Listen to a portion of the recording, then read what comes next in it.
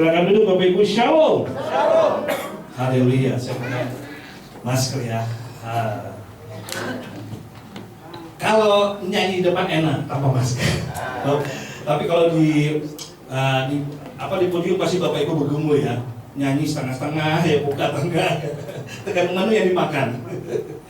Tapi saya percayalah, puji Tuhan, kalau kita sudah mendengar bisik-bisikan, kalau PPKI sudah dibebaskan, berarti tinggal pemakai pemasker. Walaupun kita sudah tinggal menjalani epidemi ya, bukan pandemi lagi. Karena pemerintah sudah berusaha dengan kita banyak doa, pemerintah sudah berusaha untuk menanggulanginya, ya. Dan bahkan saya dengan kaget lagi dengan di Solo, PMK Solo mengatakan sudah boleh bebas masker. Wah, udah kayak di Israel nih, di Eropa luar biasa. Kita percaya 3 tahun lebih kita bisa melewati itu ya Bapak Ibu. Bapak Ibu bisa hidup sampai bersyukur pada Tuhan. Siapa yang kehilangan akibat pandemi dengan keluarga yang kita kasihi? Saya pun juga termasuk kakak saya. Tapi ya percaya saja, semua sudah di dalam Tuhan, perjalanan Tuhan. Bukan lama atau pendeknya ketika kita ada di dunia ini, tapi seberapa banyak kita kontribusi selama kita hidup. Hidup kita kontribusi, maksudnya apa? Selama banyak kita menjadi berkat bagi keluarga, bagi gereja, bagi pekerjaan di mana kita berada. Itu yang terpenting. Karena waktu kita meninggalkan dunia ini, ukuran kita adalah selamat jalan kenangan kita. Bukan tapi yang terpenting kita adalah yang diingat adalah apa yang kita lakukan, kebaikan atau keburukan, kontribusi apa yang kita lakukan selama di hidup ini. Tapi selama kita hidup sesuai dengan firman Tuhan, percayalah, singkat atau panjang kita diberikan waktu ini di dalam dunia ini, semua Tuhan izinkan, dan ketika kita datang pada Tuhan, kita masuk dalam surga. Amin. Nggak perlu panjang atau pendek. Yang penting selama hidup kita jadi kontribusi, menjadi berkat, maka Tuhan akan tolong kita. Amin. Saya mau beri kanannya, jadi berkat ya. Jadi berkat dalam keluarga, jadi berkat dalam pekerjaan usaha, jadi berkat juga dalam pelayanan. Itu kita rindukan, sehingga kita menjadi orang-orang yang beriman. Bukan hanya di gereja kita juga orang beriman, orang Kristen. Di luar orang bencengok. Waduh. Di gereja beriman, di luar bencana, nggak sesuai. Ya kan? Hal yang diingatkan Tuhan sesuai, supaya kita bisa menikmati berkat-berkat Tuhan. Orang beriman, orang yang diberkati Tuhan, orang jadi kesaksian. Mari kita lihat teksnya. Sesuai dengan teks kita adalah langkah iman. Ya, teks di dalam PPT sudah. Saya baca. Itu timer ya, udah kayak ambengan, puji Tuhan. Ya. Teksnya kita langkah iman ya. Nah, kalau kita udah bicara tentang melangkah iman, step of faith of God, itu katakan kalau dalam Ibrani 11 ayat 1 kita pasti sudah tahu ya. Kita baca bersama ya. 1, 2, 3. Iman adalah dasar dari segala sesuatu yang kita harapkan dan bukti dari segala sesuatu yang kita lihat. Itu kata Alkitab, ya puji Tuhan memang benar. Segala sesuatu yang kita harapkan dan bukti dari segala sesuatu yang tidak kita lakukan. Nah, seorang gembala sidang bernama Pastor Matt Haig, dia seorang gembala sidang di Amerika yang mempunyai jemaat begitu banyak, bertumbuh, bahkan banyak menjadi berkat, bukan hanya di dalam pengembalaan, tapi dalam sosial, menjadi berkat bagi warga sekitarnya, bagi jemaat gerejanya. Jadi dia berkat ekstern maupun intern. Nah, beliau berkata begini tentang iman. Iman merupakan sesuatu tindakan percaya dan penyangkalan diri, sehingga orang tidak lagi mengandalkan kebijaksanaannya atau pengertiannya, kepintarannya, dan kekuatannya sendiri, tetapi melekatkan diri pada kuasa dan perkataan dari Tuhan yang ia percayai. Amin. Orang beriman, iman merupakan tindakan yang bukan mengandalkan karena pikiran saya pintar, bukan karena kuasa saya kaya, saya berkuasa karena saya punya jabatan, tidak. Tapi yang melekatkan diri kepada kuasa dari perkataan firman Tuhan. Amin. Kuasa firman Tuhan. Karena firman Tuhan dikatakan dalam firman Tuhan itu disebut Yohanes 1 ayat 1 berkata, pada mulanya adalah firman dan dia adalah Allah. Bapak Ibu, meskipun kita Bapak Ibu yang mungkin sudah agak elek begini, tapi Ini adalah tulisan manusia, tapi diilhami Roh Kudus, dan ini adalah perkataan firman Tuhan. Kalau kita tulis firman Tuhan, kita akan merasakan kuasa dan pribadi Allah. Amin. Bukan hanya mendengar, tapi membaca. Bapak Ibu bisa membaca, bisa berhitung melalui belajar. Betul? 1 tambah 1, 2. I-M tambah ini. Itu baru tulisan manusia. Loh. Dan diilhami oleh manusia. Apalagi kita sudah pintar, bisa percaya. Apalagi ini tulisan manusia tapi diilhami Roh Kudus, dan tulisan ini dan berdasarkan perkataan-perkataan dari Allah sendiri. Pasti lebih dahsyat. Amin. Lebih terbukti. Amin. Coba saya ikannya. Kamu diciptakan dari Tuhan kan? Percaya? Kata siapa? Kata kita, betul. Bukan kata manusia. Karena itulah, kalau kita melangkah iman, kita langkah iman, apa yang kita lakukan, apa yang kita rasakan. Next berikutnya, kita belajar dari tokoh Nabi bernama Abraham. Langkah iman, tadi Kejadian 22 ayat 1-19 ya. Kejadian 22 ayat 1-19, nanti Bapak Ibu baca aja teksnya tentang perjalanannya. Kita baca ayatnya saja ini. Kita baca 1, 2, 3. Tetapi berserulah malaikat Tuhan dari langit kepadanya, Abraham. Sautnya, ya Tuhan. Lalu ia berfirman, jangan bunuh anak itu dan jangan kau apa-apakan dia, sebab telah ku ketahui sekarang bahwa, perhatikan, engkau takut akan Allah dan engkau tidak segan-segan untuk menyerahkan anakmu yang tunggal kepadaku. Wow. Bapak Ibu, dahulu belum ada firman Tuhan pada Alkitab, tapi Tuhan langsung berbicara secara pribadi dengan orang-orangnya. Pilihannya nggak semua. Perhatikan, zaman dahulu sebelum ada kitab, baru ada kitab Taurat setelah Musa, sebelum Abraham. Tapi sebelumnya apa? Firman Tuhan yang berbicara langsung. Kalau sekarang ngeri kalau Tuhan berbicara ke kita ya, secara langsung. Pernah merasakan Bapak Ibu? Pesan langsung Tuhan berbicara, nggak melalui kitab, nggak melalui orang, tapi Tuhan. Ada? Itu karena khusus. Tapi hati-hati, kita mesti bedakan. Kalau Tuhan berbicara, kita mesti bedakan dengan Alkitab, supaya itu benar suara Tuhan atau suara manusia, atau suara dirimu sendiri, sedang Tuhan, atau suara dari hai, iblis juga bersuara bro, ya kan, menggoda, menghancurkan kita. Jadi mesti kita kontroversikan dengan Alkitab, kita lihat dan kita benar apa enggak. Nah, ini Abraham. Langsung Tuhan berbicara, jangan kau apa-apakan itu. Ceritanya begini, saya ceritakan. Tuhan berbicara pada Abraham, yuk bawa, aku ingin kau mau persembahkan, biasanya kan kau persembahkan kambing, domba, itu kambing, untuk menyatakan kasih Tuhan dan berbicara pada Tuhan sebagai persembahan. Tapi jika Tuhan mau menguji Abraham, bawa anakmu Ishak dan persembahkan dia untuk aku. Ayo jalan ke gunung Moire, yang mau gunung bukit-bukit Moria. Moria itu adalah tempat Yesus disalib, tempat Ishak dikorbankan. Dan sekarang saya pernah kesana Moria. Tinggi sekali perjalanan stepnya. Berapa step? Wow, lumayan. Dari bawah sampai ke atas, dari atas ke bawah.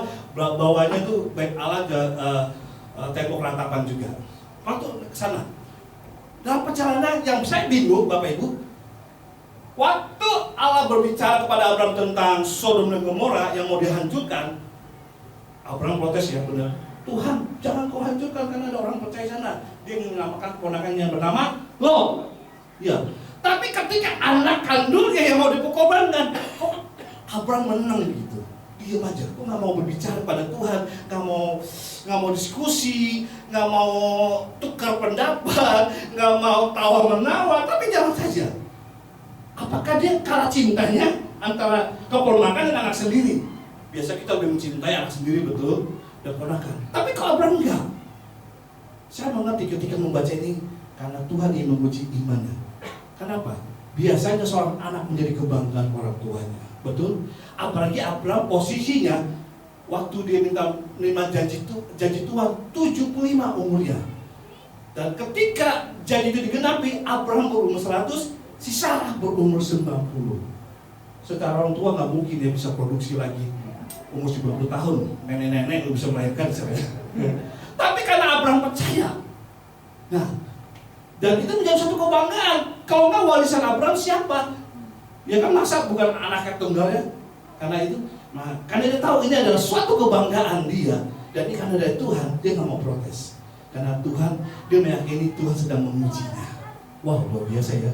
Makanya dia nggak mau protes, karena dia tahu ini Tuhan sedang mengujinya. Tapi ya artinya tegak-teguk ya. Waktu sampai di Bukit More dikatakan, Bapak, ini sudah ada kain bakar, sudah ada persiapannya. Loh, mana kambingnya? Kata mau dibawa dipersembahkan. Abraham diam saja, langsung mengikat tangannya si Ishak dan dibawa di dalam tungku.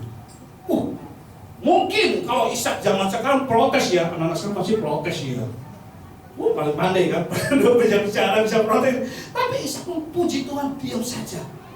Mungkin dalam hatinya si Abraham juga berkata, wah ini gimana ya protes caranya ya. Dia percaya pada Tuhan dan dia yakin Tuhan akan menyediakannya.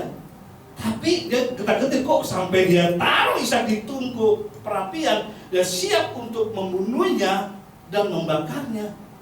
Kok Tuhan tiba-tiba menutupinya? Tapi puji Tuhan, walaupun dia agak mungkin secara kalau saat sekarang agak kekhawatiran ya, tapi Abraham tetap kekeh bahwa Tuhan pasti akan menolongnya. Tuhan akan menyediakan.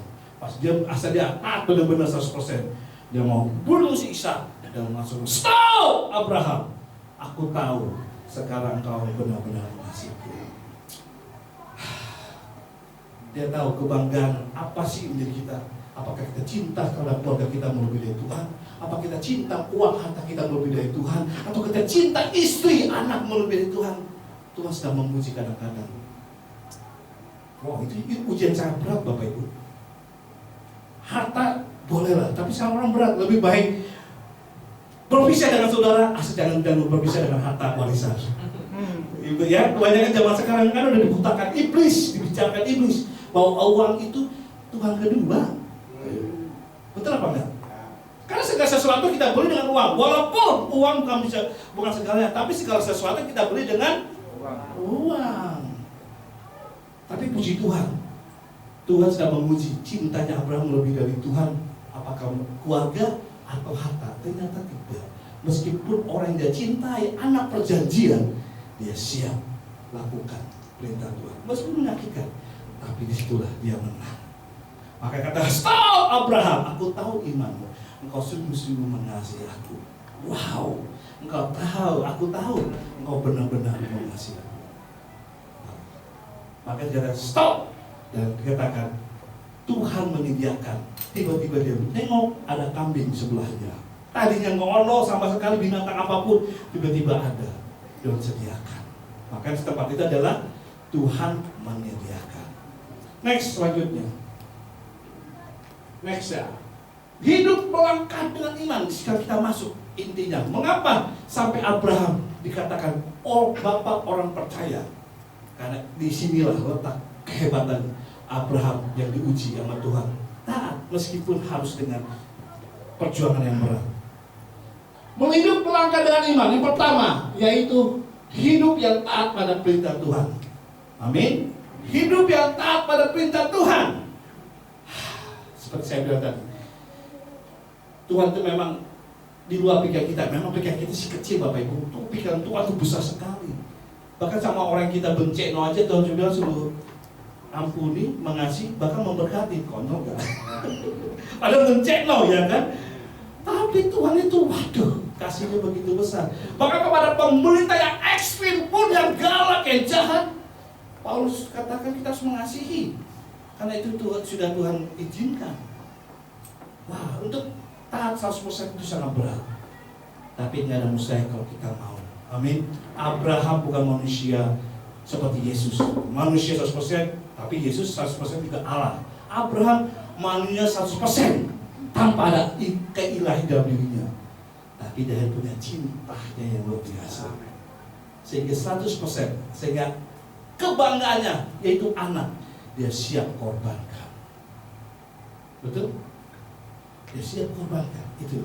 Artinya kalau kita taat, berarti kita taat pada firman Tuhan. Kalau kita mau disebut diberkati Tuhan selama hidup kita ini, yaitu yang pertama, Langkah iman kita adalah harus taat pada firman Tuhan. Taat pada firman Tuhan berarti mentaati firman Tuhan agar iman terus bertumbuh. Mau baca Alkitab dan berdoa dan rajin beribadah. Wow, kuncinya mudah kan? Untuk mau tahu firman Tuhan yang pertama harus rajin baca Alkitab, rajin berdoa dan rajin beribadah. Jreng, mau ada keyboard ya? Paling semua nyanyi, baca kitab suci, doa tiap hari, doa tiap hari, doa tiap hari. Baca kitab suci, doa tiap hari kalau mau tumbuh. Wow. Next level. Next level. Level up. Kalau gembala kita yang baru ya, tahun ini Jemaat GSI Indonesia beserta satelitnya, temanya visi misinya adalah misi belum tahu visi misi, tapi tema untuk tahun ini adalah level up, naik, bertumbuh. Wow. Kalau bertumbuh, kita bisa berjalan dengan iman. Berarti kita siap taat. Taatnya seperti apa sih? Contohnya yang mau tidak mau, baca kitab, doa, dan rajin ibadah. Ada WPDA. Amin. Bapak Ibu mungkin malas baca Alkitab, ada HP. Mungkin Bapak Ibu lebih banyak baca HP daripada Alkitab. Nggak apa-apa, nggak masalah. Yang penting di dalamnya ada Alkitab dan dibaca. Amin. Supaya kita bisa melihat Allah. Gimana Tuhan mau bicara kepada kita kalau kita nggak pernah baca suara Tuhan. Suara Tuhan memang dari khotbah, tapi nggak cukup. Cuma seminggu sekali, itu 30 menit dibatasi. Sekarang tinggal 13 menit. Tapi baca Alkitab. Membaca bukan hanya mendengar. Mendengar dibatasi. Baca kitab Bapak Ibu di HP, di mana saja nggak masalah. Baca walaupun hanya 5 menit, 1 menit. Kalau bisa bangun pagi, ada YouTube baca, lihat doa paginya, doa malamnya. Ada di grup ada renungan 1 menit. Saat ini siapa 1 menit? Ada yang sudah lihat buka video-video siapa? Siapa? Oh, sekarang istrinya. Istri kaya tamu. Nah, berarti mau buka nih. Ibu Sri. Mau dikirim. Wah, itu berarti ketua area. Bu Sri, karena udah dapat dari grup. Wah, Bu Sri tiap hari, saya tiap hari. Tapi Bu Devi yang kirim. Dia paling cepat. Itu untuk mengingat kita baca kitab. Selain kita mendengar cuma 30 menit, tapi juga membaca. Apalagi melihat lebih enak kan? Melihat di Bapak Ibu jangan ekspresi saya, suara saya, kostum kali, ya kan, materinya mungkin lebih semangat ya, fokus ya, gitu. Untuk apa? Tujuan untuk bertumbuh baca. Dan yang kedua adalah hidup suka memberi. Dikatakan suka memberi berarti berkorban dengan sukacita. Perhatikan, dengan sukacita melalui apa? Waktu, tenaga, talenta, dan keuangan untuk pekerjaan Tuhan. Wow, simpel untuk kita mau bertumbuh. Sebenarnya sudah kita ketahui melangkah iman supaya kita menikmati berkat Tuhan dan bertumbuh. 2 hal ini yang sudah kita kerjakan. Tapi kenapa harus diulang-ulang? Ya, Alkitab selalu berulang-ulang. Karena firman Tuhan harus kita ulang-ulangkan suara Tuhan, perintah Tuhan kepada anakmu baik pagi, siang, sore, dan malam. Hukum Taurat gitu. Makanya orang Yahudi pintar-pintar hukum Taurat, Bapak Ibu. Karena dari kecil sudah baca Alkitab, wajib. Buka pintu di kamarnya sudah ada Alkitab Taurat. Dan kalau baca dia fokus. Kita baca kami sekedar baca. Kalau orang Yahudi waktu saya ke sana ke Israel, baca kitab Taurat dia biar fokus, dia baca gitu. Sampai dia goyang, haleluya, puji Tuhan, haleluya. Mungkin gitu ya, cuma dalam hatinya. Walaupun ada orang saya perhatikan di pinggirnya, saya penasaran bukunya kitab Taurat Ibrani kayak gimana sih gitu. Dia nggak peduli, dia masih gini, lihat sebentar, dia fokus. Gimana nggak pakem ya apa isi kita dengan nama saya hafal semua gitu. Dan gimana nggak pintar, memang terbukti orang terpintar itu di dunia hanya orang Yahudi. Orang Yahudi bukan hanya di Israel, Bapak Ibu, keturunan mereka yang sudah tersebar karena perang dunia 1 dan perang dunia kedua, ada di Amerika, di mana di Eropa, dan di Indonesia ada juga ya, puji Tuhan. Kemana pokoknya tersebar, ada keturunannya. Terbukti, IT nomor 1 di dunia yang tercanggih, Facebook, Instagram yang kita tahu, itu orang Yahudi yang ciptakan, Bapak Ibu. Dan pusatnya ada di mana? Kita pikir di Amerika, ternyata nggak di Israel. Mereka belajar ke Israel, dan memang ciptakan di Amerika, dan mereka lebih pertajam lagi IT-nya. Dan yang kedua, itu secara IT. Pertahanan militer, senjata militer terhebat siapa? Di dunia. Tetap Israel. Walaupun saat ini Rusia hebat senjata militernya, China juga hebat. Itu dua raksasa. Kalau mereka perang, sudah perang ke dunia habis lah. Karena rudal-rudalnya itu. Belum lagi Korea. Wow! Tapi mereka mengakui yang menciptakan dan terhebat tetap Israel. Israel sampai 3 pertahanan. Bayangin, karena dia kan berdekat dengan Palestina. Tersinggung dikit, Hamas perang, ya kan? Israel selalu diserang dengan rudal-rudal. Tapi Israel 24 jam punya otomatis namanya Ka'bah pelindung. Jadi orang mau tembak radakan akan habis karena ditangkal langsung 24 jam nanti. Dan satu rudal kecil aja katanya harganya 1 miliar. Kali waktu itu Hamas menyerang Israel sampai 1000 rudal. Kalikan aja. Israel harus keluarkan duit untuk menangkal 1000 supaya orang Israel itu aman, baik yang ada di Yerusalem, di Tel Aviv dan lain-lain, kecuali masuk ke Israel yang tidak ada penduduknya. Itu dibiarkan saja. Karena 1 miliar Bapak Ibu untuk menangkal rudalnya Hamas. Wow. Kehebatan Israel minta. Kenapa? Mereka baca kitab suci, dan kedua mereka juga suka memberi. Keuangannya bisa punya dana besar gitu dari mana? Kalau mereka nggak berzakat, suka memberi pekerjaan Tuhan. Amin. Berkorban waktu, tenaga, dan keuangan. Bapak Ibu punya waktu puji Tuhan, datang ke gereja, doa malam, ibadah raya, doa pagi, dan lain-lain. House family maksud saya.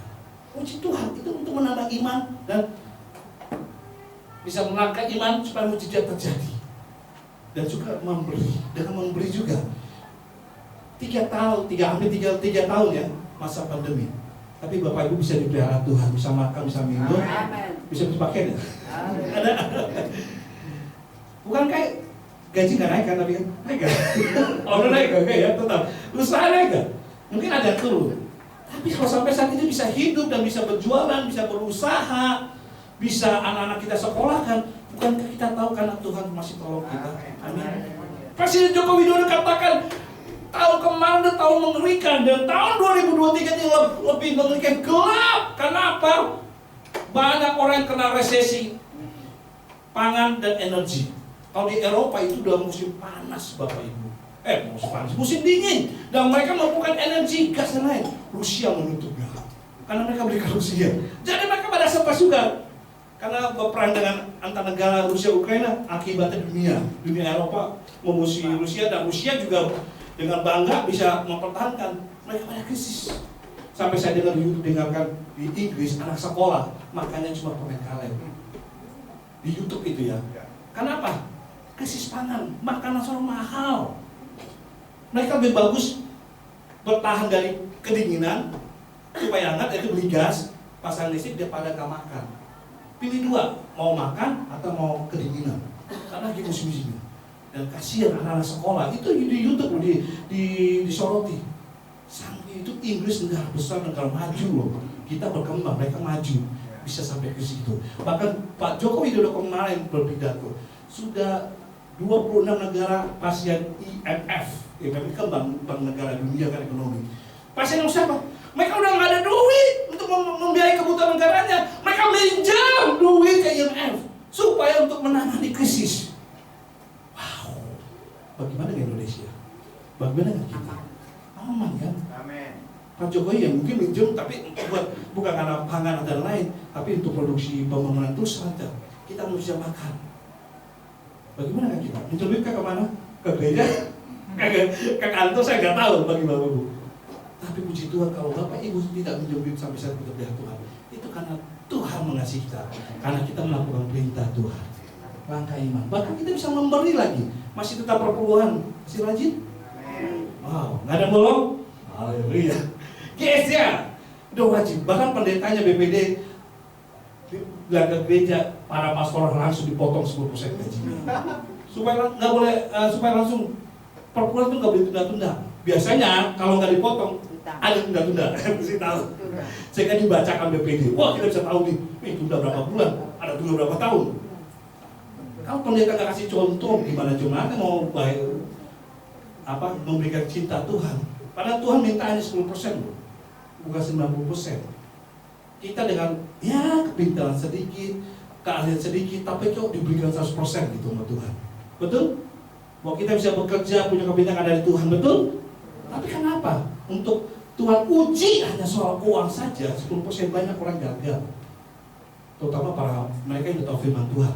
Oke lah, cuma mungkin karena 30 menit dengan firman di rumah mungkin jangan baca, mungkin kurang.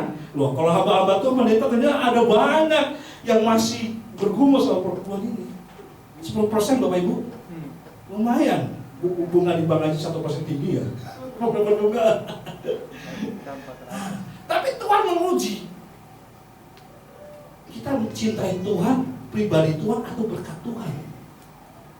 Kita lihat waktunya, bahkan keuangannya, berani memberi. Kalau memberi sampai rasa sakit itu Bapak Ibu benar mencinta Tuhan.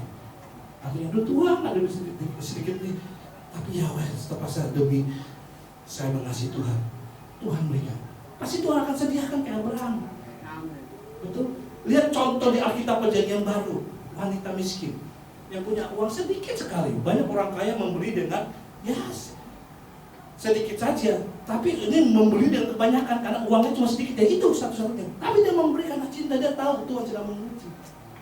Dan kalau kita berani dalam hal mencinta pribadi Tuhan daripada berkat Tuhan, Tuhan akan menyediakan. Jehovah Rafa, Allah menyediakan. Oh Jire ya, betul. Jehovah Jire, Rafa menyembuhkan.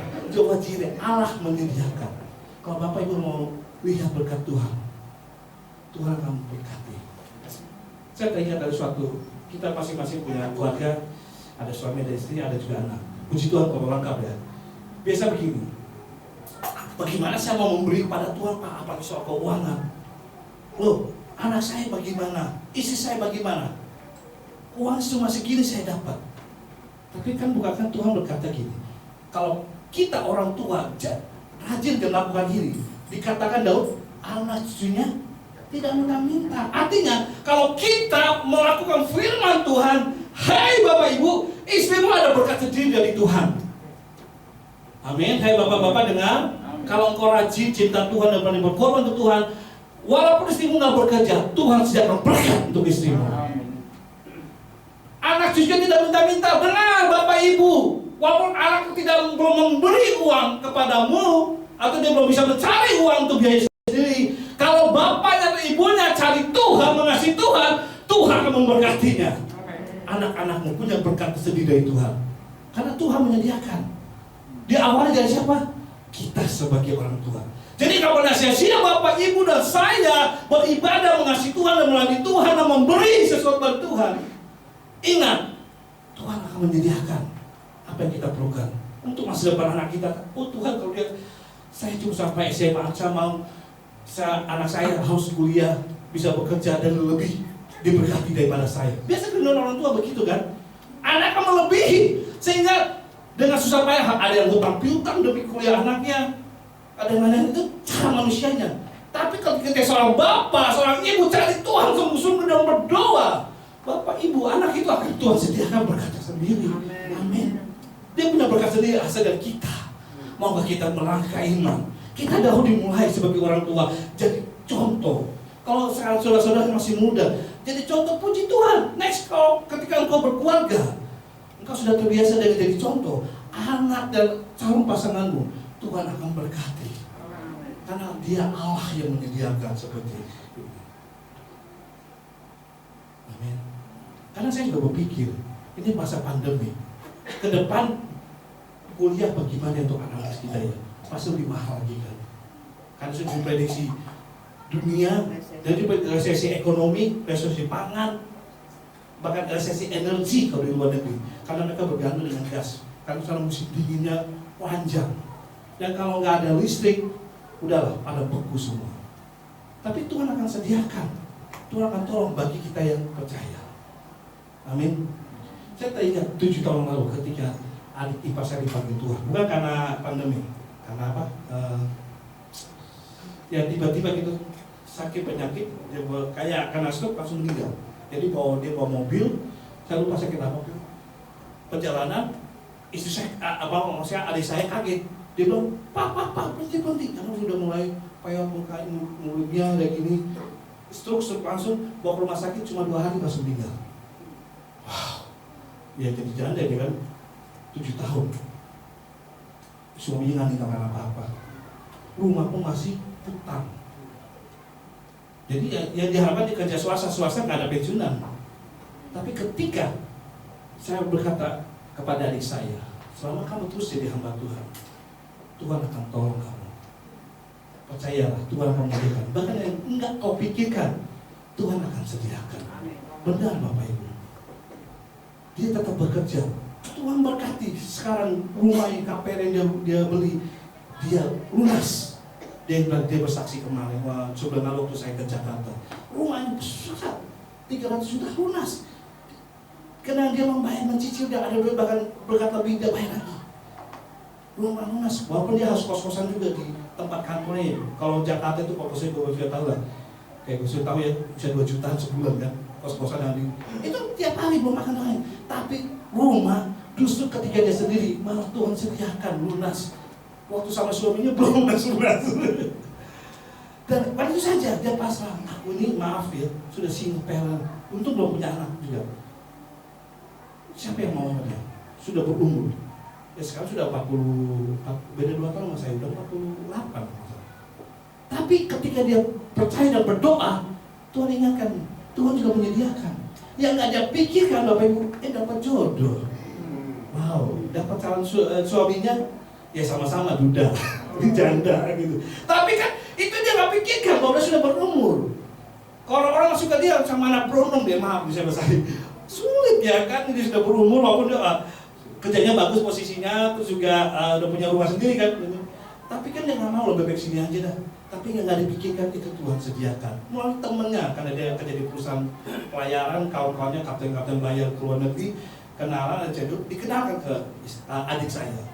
Nggak nyangka, saling suka, dan ternyata suaminya itu cinta Tuhan, yaitu suka melayani orang lain karena narkoba. Jadi secara sosial gitu. Dia secara rohaninya, suaminya orang Jerman. Nggak nyangka, dan kebetulan istri saya itu bisa bahasa Inggris ya kan, dan dia akhirnya belajar juga bahasa Jerman, dan sekarang sudah menikah, sudah ada di Jerman, sudah 3 bulan. Dari panas katanya, sekarang dinginnya, meskipun di kamar dia minimal 3 pakaian, karena minus derajat, bersalju. Tapi busunya waktu dalam kesibukan sana, dia bersama suaminya, dan juga ada anak ke sana, melayani orang lain terkena narkoba. Tuhan yang nggak dipikirkan, Tuhan sediakan. Dia hanya pikir nanti punya rumah, mudah-mudahan sudah puji Tuhan. Tapi yang nggak kepikirkan jodoh, Tuhan tetap berikan. Umurnya sudah berapa? Udah mau selawe ya? 50 apa? Selawe udah 5 ya? Seket. Kalau mau seket orang sulit ya kan? Mau sulit tuh. Tapi nggak ada mustahil bagi Tuhan. Selama kita mencari Tuhan, kita melayani Tuhan, itu langkah imannya. Mujizat itu terjadi, ya kan? Kalau wanita mungkin, kalau seorang ibu-ibu udah jarang lah berpikir pasangan hidup, biasanya kaum pria, ya kan? Kalau sudah loneliness sendiri dari duda, wow, gak jadi belajar kemana-mana ya kan? Katanya atau apa? Apalagi sudah duda, tambah kemana-mana. Loh, ini loh Abraham ditawarin Sarah, budaknya mau. Ya, padahal dia sudah dikatakan bahwa engkau akan punya keturunan. Tapi namanya laki-laki, ya laki-laki. Mau juga dia sama budaknya. Akhirnya Tuhan peringatkan, keturunanmu bukan dari orang lain, dari Sarah, istri Sah. Ya kan? Ya, saya heran, Tuhan kok masih mau pakai si Abraham ya, padahal dulu pernah poligami ya kan, pernah berdusta juga. Tuhan akan berkati orang yang pakai Tuhan bukan karena latar belakangnya. Kita mau bertobat dan melangkah iman. Itu yang Tuhan mau. Tuhan nggak melihat rusaknya kita.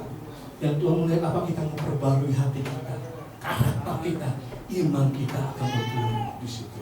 Kalau kita mau perbarui, mari kita akan berdoa. Sudah times up, selesai. Haleluya. Tuhan akan menyediakan Bapak Ibu. Anak mungkin sedang bergumul sekolah, Tuhan akan sediakan. Anakmu sedang bergumul jodoh, Tuhan akan sediakan. Suami sedang bergumul usaha, Tuhan akan sediakan. Ibu-ibu perhatikan sanggup setia beribadah, setia melayani. Modal itu saja. Kadang kalau nggak bisa cari uang tuh bantu suami ibu, tidak masalah. Asal engkau berlutut di kaki Tuhan, setiap beribadah, setiap berdoa, setiap baca kitab, Tuhan menyediakan berkat untuk suamimu. Tuhan akan menyediakan berkat untuk anak-anakmu, masa depanmu. Dan kita nggak tahu. Dan seorang bapak, mungkin kau pikir saya cuma seorang karyawan biasa, honor yang sangat, gaji yang sangat rendah, namun kita bisa menjamin masa depan kuliah anak saya. Tapi ketika engkau berlutut di hadapan Tuhan, beribadah rajin dan baca berdoa, anakmu bisa menjadi sesuatu. Karena Tuhan menyediakan berkat buat anakmu, asalkan engkau punya langkah iman, setia beribadah, setia berdoa, setia baca kitab, dan setia melayani Tuhan, dan berani memberi sesuatu untuk pekerjaan Tuhan. Haleluya, terima kasih Tuhan. Tak ada yang mustahil bagi Tuhan. Segala bapak tak kaya mengungkapkan perluan kita, karena Dia Allah yang senang mendengar. Dan yakinlah ketika Dia berkenan, Dia menyediakan apa yang kau perlukan. Bahkan yang tidak kau pikirkan, Tuhan juga sanggup sediakan. Segala bapak tak kaya ramah-ramah.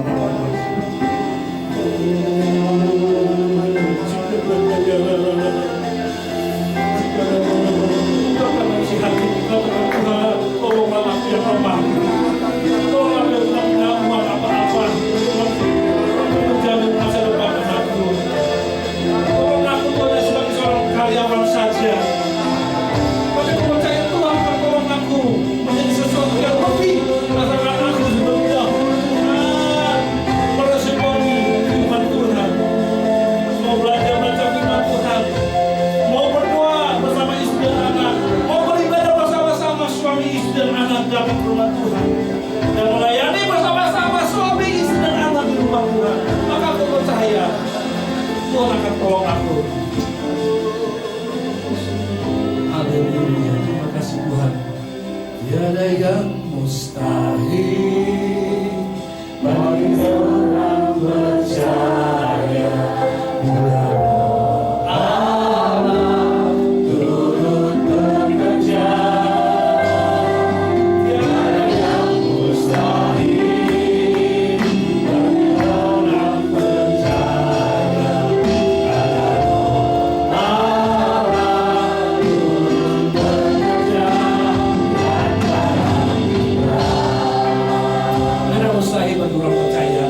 Selama kita meminta Tuhan tolong pimpin saya, Tuhan pimpin keluargaku, Tuhan pimpin pekerjaanku, Tuhan pimpin pelayananku di gereja sampai yang anggota ini. Tidak ada mustahil.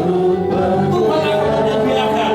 Dialah Jehovah Jireh, Allah yang menyediakan kebutuhan rumah tangga, kebutuhan pekerjaan, kebutuhan gereja sampai ini. SDM, perawatan apapun. Selama kita minta Roh Kudus pimpin saya, Roh Kudus bentuk saya, Roh Kudus tegur saya. Kata Allah itu Maha Hakim Bapak Ibu. Ketika kita berbuat dosa, orang lain tahu tapi Tuhan tahu. Siapa